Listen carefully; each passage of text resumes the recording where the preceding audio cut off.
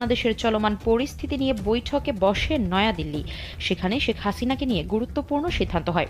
সম্প্রতি ভারত সরকার বাংলাদেশ আওয়ামী লীগ সভানেত্রী শেখ হাসিনার সাথে দলটির কয়েকজন নেতার সাক্ষাতের অনুমতি দিয়েছে। ফলে শেখ হাসিনা দেশের 1 বছরের মাথায় প্রথমবারের মতো দলটির কয়েকজন শীর্ষ নেতার সঙ্গে মুখোমুখি বৈঠক করতে যাচ্ছেন। প্রফেসর ইউনূস তিনি বুঝে ফেলেছেন যে তার সময় কিন্তু শেষ।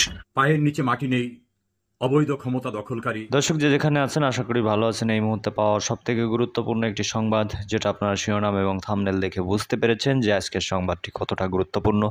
তাই আর বেশি কথা বাড়াবো না, তবে একটা রিকোয়েস্ট করি যারা আমাদের চ্যানেলে নতুন তারা চ্যানেলটি সাবস্ক্রাইব দিয়ে রাখবেন। পরবর্তীতে এর থেকে গুরুত্বপূর্ণ একটি সংবাদ আমরা পেয়েছি, সেটা আপনাদের সামনে অতি দ্রুত তুলে ধরবো। তো দর্শক কথা নয়, চলুন স্ক্রিনে। প্রকাশ করেনি, এমনকি তার সাথে পরিবারের 2-1 সদস্য ছাড়া অন্য কারো সাক্ষাৎও করতে দেয়নি। কিন্তু সম্প্রতি ভারত সরকার বাংলাদেশ আওয়ামী লীগ সভানেত্রী শেখ হাসিনার সাথে দলটির কয়েকজন নেতার সাক্ষাতের অনুমতি দিয়েছে। ফলে শেখ হাসিনা দেশের 1 বছরের মাথায় প্রথমবারের মতো দলটির কয়েকজন শীর্ষ নেতার সঙ্গে মুখোমুখি বৈঠক করতে যাচ্ছেন। 26শে জুলাই দিল্লিতে শেখ হাসিনার বাংলোতে এই বৈঠক হতে পারে বলে ভারতের একাধিক সূত্র নিশ্চিত করেছে। ধারণা করা হচ্ছে জুলাই হত্যাকাণ্ডের সাথে জড়িত থাকার অভিযোগে এবং দায়েরকৃত মামলাগুলো মোকাবেলা এবং সম্প্রতি গোপালগঞ্জে সংঘটিত হত্যাকাণ্ড ও মানবাধিকার লঙ্ঘনের বিষয়টি আন্তর্জাতিক পরিমণ্ডলে প্রচার এবং দলের ভবিষ্যৎ কর্ম পরিকল্পনা সম্পর্কে এই বৈঠকে আলোচনা হতে পারে। বিস্তারিত জানতে চলুন যাওয়া যাক বিশ্লেষণ।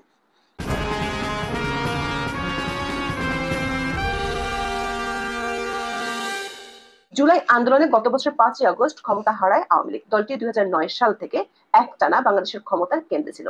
5ই আগস্ট শেখ হাসিনা দেশ ছেড়ে চলে যান ভারতে। সে সময় তার কাছে ছিল লাল পাসপোর্ট। পরে বাংলাদেশের অন্তর্বর্তী সরকার তার সেই লাল পাসপোর্ট বাতিল করে। ভারত সরকার আনুষ্ঠানিকভাবে জানিয়েছিল শেখ হাসিনা ভারত সরকারের রাষ্ট্রীয় অতিথি হিসেবে দেশটিতে আছেন। বাংলাদেশের পররাষ্ট্র মন্ত্রণালয় থেকে শেখ হাসিনাকে ফেরত চেয়ে নোট ভারবালও পাঠানো হয়েছিল, কিন্তু ভারত সরকার তার কোনো উত্তর দেয়নি। এর মধ্যে শেখ হাসিনা দিল্লি থেকে সামাজিক মাধ্যমে প্রায় বক্তব্য দেন, বিশেষ করে দলীয় নেতা কর্মীদের উদ্দেশ্যে বক্তব্য দিয়ে থাকেন। তেমন একটা বক্তব্যকে ঘিরে বাংলাদেশের আন্তর্জাতিক অপরাধ ট্রাইব্যুনালে আদালত অবমাননার মামলা দায়ের হয়েছিল। মামলাটিতে আদালত শেখ হাসিনাকে 6 মাসের কারাদণ্ড দিয়েছেন। শেখ হাসিনা এমন বক্তব্য দেওয়ার বিষয়টি নিয়ে বাংলাদেশের অন্তর্বর্তী সরকারের প্রধান উপদেষ্টা অধ্যাপক মোহাম্মদ ইউনূস ভারতের প্রধানমন্ত্রী নরেন্দ্র মোদীর সাথে সাক্ষাতে তুলে ধরেছিলেন। কিন্তু ভারত সরকারের পক্ষ থেকে সামাজিক মাধ্যম ব্যবহারের স্বাধীনতায় দেশটি হস্তক্ষেপ করা সম্ভব নয় বলে জানানো হয়েছিল। এর মধ্যে বাংলাদেশের অন্তর্বর্তী সরকার বহুবার করবে না করবে বললেও শেষ পর্যন্ত আওয়ামী লীগের কার্যক্রম নিষিদ্ধ করেছে। অভিযোগ আছে সরকার সমর্থক কিংস পার্টির নেতাদের খুশি করতে দেশি বিদেশি বিরোধিতা সত্ত্বেও ডক্টর ইউনূস প্রশাসন আওয়ামী লীগের কার্যক্রমে নিষেধাজ্ঞা আরোপ করে।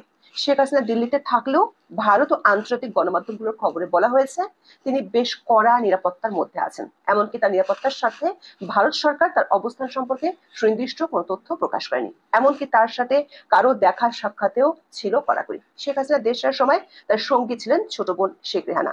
আবার বিশ্ব স্বাস্থ্য সংস্থার আঞ্চলিক প্রধান হওয়ার সুবাদে শেখ হাসিনার মেয়ে সাইমা ওয়াজেদ পুতুল আগে থেকেই দিল্লিতে ছিলেন। সূত্রগুলো বলছে গত ঈদুল আজহার সময় দিল্লিতে যান শেখ হাসিনার মার্কিন প্রবাসী পুত্র সজীব ওয়াজেদ জয়।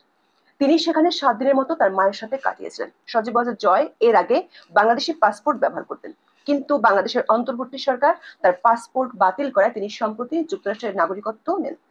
মার্কিন পাসপোর্ট নিয়ে তিনি দিল্লিতে মায়ের সাথে দেখা করতে গিয়েছিলেন। দিল্লির পররাষ্ট্র মন্ত্রণালয়ের একটি সূত্র জানিয়েছে বাংলাদেশের সাবেক প্রধানমন্ত্রী শেখ হাসিনা নিরাপত্তার কথা বিবেচনায় রেখে তার অবস্থান নিয়ে চূড়ান্ত সতর্কতা অবলম্বন করে আসছে ভারতের স্বরাষ্ট্র মন্ত্রণালয়। শুধু নিরাপত্তাই নয়, একজন অতিথি রাষ্ট্রপ্রধানকে যে ধরনের সুযোগ সুবিধা ও মর্যাদা দেওয়া হয়ে থাকে বাংলাদেশের সাবেক প্রধানমন্ত্রীর জন্য তাই বরাদ্দ আছে। নিয়মিত তার স্বাস্থ্য পরীক্ষা করা হয়। প্রধানমন্ত্রী থাকাকালে তার চোখের চিকিৎসা হয়েছিল যুক্তরাজ্যে, আর কানের চিকিৎসা হয়েছিল যুক্তরাষ্ট্রে। ভারত সরকারের পক্ষ থেকে পুরাতন চিকিৎসকদের সাথেও যোগাযোগ করা হয়েছে, কিন্তু গত 1 বছরে নিজ পরিবারের সদস্যরা ছাড়া অন্য কাউকে দেখা করার অনুমতি দেয়নি ভারত সরকার। তবে সম্প্রতি ভারত সরকারের পক্ষ থেকে এ বিষয়ে সবুজ সংকেত মিলেছে। সম্প্রতি তার সাথে তার বেশ কয়েকজন ঘনিষ্ঠ আত্মীয় দেখা করেছেন।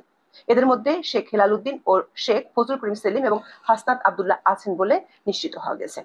দিল্লির সূত্রগুলো থেকে জানা গেছে 26শে জুলাই শনিবার ভারতে অবস্থানকারী আওয়ামী লীগের কয়েকজন নেতা শেখ হাসিনার সাথে সাক্ষাৎ করবেন। এর মধ্যে শেখ হাসিনা যে বাংলোতে থাকেন সেই বাংলোতে তার জন্য একটি অফিস বরাদ্দ করা হয়েছে ভারত সরকারের পক্ষ থেকে। ভারতের স্বরাষ্ট্র মন্ত্রণালয়ের উচ্চপদস্থ কয়েকজন কর্মকর্তা বাংলাদেশের সাবেক এই প্রধানমন্ত্রীর অফিসের কাজকর্ম দেখভাল করেন। আওয়ামী লীগের একটি সূত্র জানিয়েছে, আওয়ামী লীগের নেতাদের মধ্যে এখনো পর্যন্ত শুধুমাত্র সাবেক স্বরাষ্ট্রমন্ত্রী আসাদুজ্জামান খান কামাল শেখ হাসিনার সঙ্গে দেখা করার সুযোগ পেয়েছিলেন।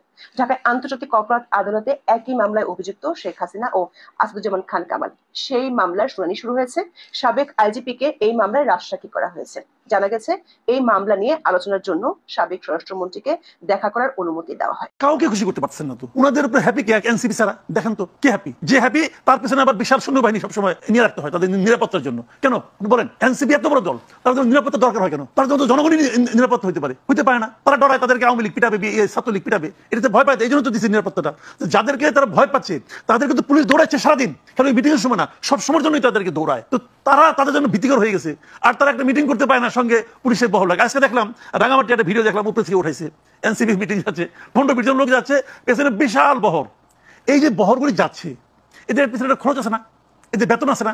এদেরকে আমরা বেতন দিই এদেরকে পারার জন্য, এদেরকে নিরাপত্তা দেওয়ার জন্য। কারণ ওরা ছাড়া আর কেউ খুশি নেই গভর্নমেন্টের উপর। This reality. এই গভর্নমেন্টের বিএনপি খুশি?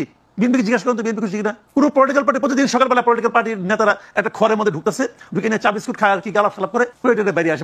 আমি অর্ধেক খুশি, কেউ কেউ আংশিক খুশি, কেউ কেউ একদমই খুশি না, এগুলি বলে তারা সংস্কার করতেছে। এগুলো আলটিমেটলি আন্দোলনে উত্তাল বাংলাদেশ।